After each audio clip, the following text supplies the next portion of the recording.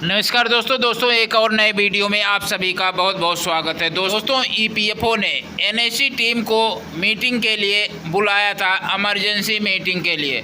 तो दोस्तों NSC team आज के ईपीएफओ ऑफिस में एनएससी टीम पहुंच गई है।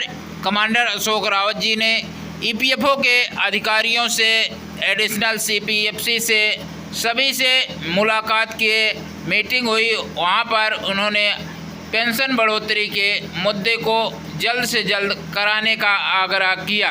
तो आइए दोस्तों सुनाते हैं कमांडर अशोक रावत जी से क्या कुछ बातचीत हुई ईपीएफओ ऑफिस में। ऑफिस में बैठे थे, बड़ी अच्छी मीटिंग हुई, कॉर्डियल मीटिंग हुई।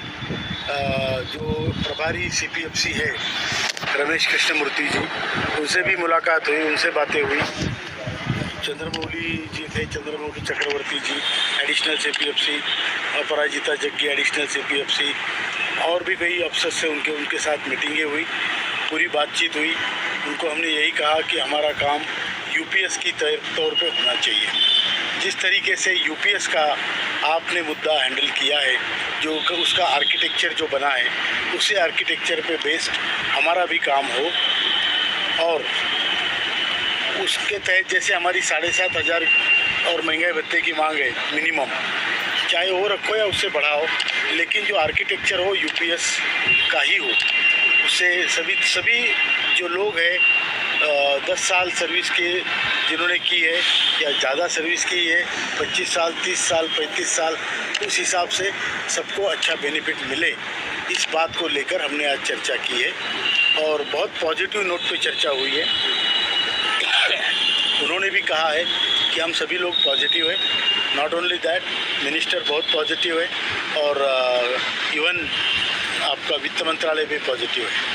लगातार प्रदर्शन करने के बाद, लगातार मीटिंग करने के बाद आज भी आपको मीटिंग करने के लिए मजबूर होना पड़ रहा है। क्या लगता है, आपने ये कहा कि मीटिंग पॉजिटिव रही है, आने वाले समय में क्योंकि मिनिस्टर भी पॉजिटिव हैं, क्या लगता है, उम्मीद क्या है अशोक जी? क्या बड़े अनुभवी हैं आपको पता है सर? उम्मीद तो ये है कि आने वाले 1 महीने के अंदर हमारा काम होना चाहिए, ये हमारी उम्मीद है। और हमने बोला भी है कि महाराष्ट्र के इलेक्शन से पहले काम नहीं होता है तो हम सरकार को सहयोग नहीं कर सकते इलेक्शन में, और इसके परिणाम बहुत गंभीर होंगे, ये हमने पहले से भी बता के रखा है। तो ये अभी हरियाणा का इलेक्शन है, हमें उसमें भी सोचना है कि हमें क्या करना है, वो हमने पहले भी बोल चुके हैं। महाराष्ट्र का इलेक्शन पोस्टपोन जरूर हुआ, लेकिन हरियाणा का इलेक्शन है, अब उसमें भी हमारे लोगों की तैयारी है, जो हम कहेंगे वो करेंगे। तो हमें जल्दी से जल्दी केवल आश्वस्त करने से काम नहीं चलेगा। जैसे आपने तुरंत एक मीटिंग में यूपीएस का फैसला लिया और उसके पहले जो आपने उसके लिए मीटिंगें कराई होगी, उसी तरीके से आज भी हमारा ग्राउंड वर्क आपके पास अगर तैयार है तो जल्दी से जल्दी इसका फैसला हो, ये हमारा कहना है। प्रधानमंत्री नरेंद्र मोदी यानी कि पीएम के चुनाव, जब लोकसभा चुनाव हुए थे, उस वक्त भी आपने इंडिया गेट से चेतावनी दी थी, बड़ी बारिश में, और बड़ा वैसा माहौल था। क्या लगता है, लोकसभा चुनाव निकल गए लेकिन अभी भी आप दौड़ रहे हैं, अपनी मांगों को लेकर जा रहे हैं अधिकारियों के पास। आप विधानसभाओं पर आपने चेतावनी दी है, चाहे वो महाराष्ट्र के हो, हरियाणा का हो, लगता क्या है सर अशोक जी? मतलब देखिए, लोगों का जो गुस्सा है लोकतंत्र में, वो केवल एक नेता के कहने से नहीं, उनके मन में वो गुस्सा होता है। वो गुस्से का परिणाम आपने देखा है लोकसभा में। जितने भी कारण बीजेपी के थोड़ी सीट कम आने के होंगे, उसमें एक कारण ईपीएस का जरूर है। हमने कोई फतवा नहीं निकाला, लोगों को ये नहीं बोला इनके खिलाफ जाओ या इनके साथ में जाओ, फिर भी ये परिणाम आया है।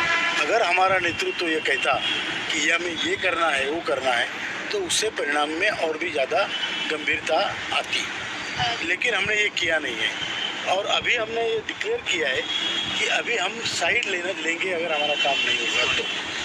सर, पिछले बार आपने प्रेस कॉन्फ्रेंस, मैडम, चुनौती हमने दी जरूर है, तो चुनौती कायम है उसकी जगह, लेकिन हम प्रॉब्लम का हिस्सा नहीं बनना चाहते, हम सॉल्यूशन का हिस्सा बनना चाहते हैं। अगर वो सॉल्यूशन निकाल रहे हैं, वो बुला रहे हैं, आपको कुछ बात बता रहे हैं, तो आपको सुनना पड़ेगा, उसमें कंट्रीब्यूशन करना पड़ेगा। आज की मीटिंग में सॉल्यूशंस निकले? सॉल्यूशन नहीं निकले, लेकिन हम सॉल्यूशन की तरफ बढ़ रहे हैं। सॉल्यूशन पूरी तरह से, क्योंकि सिर्फ ईपीएफओ ये सॉल्यूशन नहीं निकाल सकता, इसमें पीएमओ होना चाहिए, इसमें फाइनेंस मिनिस्ट्री होनी चाहिए और हम लोग होने चाहिए, तभी ये सोल्यूशन निकलेगा। तो ये सोल्यूशन निकलेगा ज़रूर, लोग सभी पॉजिटिव है, लेकिन केवल किसी को अपोज करने के लिए या इसको पॉलिटिकल मुद्दा बनाकर सरकार को घेरने के लिए हम ये काम नहीं कर रहे हैं।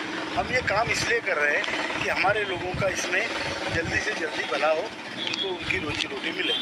अब इसके लिए हम लोग काम कर रहे हैं। तो इसलिए अगर हमने कोई चेतावनी दी है तो वो चेतावनी अपनी जगह बिल्कुल ठीक है, और यहाँ पर सोल्यूशन निकालने के लिए अगर हमें मीटिंग में बुलाया जाता है, हमारा सहयोग लिया जाता है, तो हम जरूर करेंगे। अशोक जी, अंतिम सवाल मेरा रहेगा, बाकी जो क्वेश्चन पूछे। प्रधानमंत्री नरेंद्र मोदी से 2 बार आपकी मुलाकात हुई, जिसमें बड़े बड़े मुद्दों पर, क्योंकि ये सवाल मेरा हर बार आपसे रहता है, बड़े बड़े मुद्दों पर चर्चा हो रही है, बड़े बड़े बिल पास किए जा रहे हैं। सवाल ये खड़ा हो रहा है कि हज़ारों लाखों की तादाद में कुछ लोग सड़कों पर रहे हैं, आज भी मीटिंग ही चल रही है। मामला क्या है? क्या प्रधानमंत्री नरेंद्र मोदी तक वाकई में बात नहीं पहुंच रही है, या कारण क्या मानते हैं आप? नहीं, आदरणीय प्रधानमंत्री जी बात तो तभी पहुँचे जब हम उनसे मिले हैं। एक बार नहीं, 2 बार मिले, आधा घंटा उन्होंने चर्चा की है, विषय समझा है, अपनी तरफ से डायरेक्शन भी दिए है। इस प्रश्न में सबसे बड़ा हैज़ल्स थी, ब्यूरोक्रेटिक अड़चनें थी, जो अभी दूर हुई है, काफ़ी हद तक दूर हुई है। और अभी जो मंत्री जी आए हैं वो भी स्पष्ट समझते हैं कि करना क्या है। तो इसमें हमारी आशा पल्लवित हुई है और जल्दी से जल्दी हमारा काम होगा। ये नहीं कि प्रधानमंत्री ने कहा और तुरंत होगा, वो तब होता है जब या तो प्रधानमंत्री कोई डिक्टेटर होता है या राजा की व्यवस्था होती है, जो किंगडम होता है, तब होता है। लोकतंत्र में अकेले प्रधानमंत्री के बोलने से चालना जरूर मिलती है, लेकिन काम तुरंत नहीं होता है, उसमें देरी अशोक रावत जी ने ईपीएफओ के अधिकारियों से यूपीएस जैसी पेंशन की मांग की है। दोस्तों, जो पेंशन सरकारी कर्मचारियों के लिए अभी मंजूरी मिली है, यूपीएस यानी यूनिफाइड पेंशन स्कीम, इसके तौर तरीके पे ईपीएस 95 की भी पेंशन होनी चाहिए।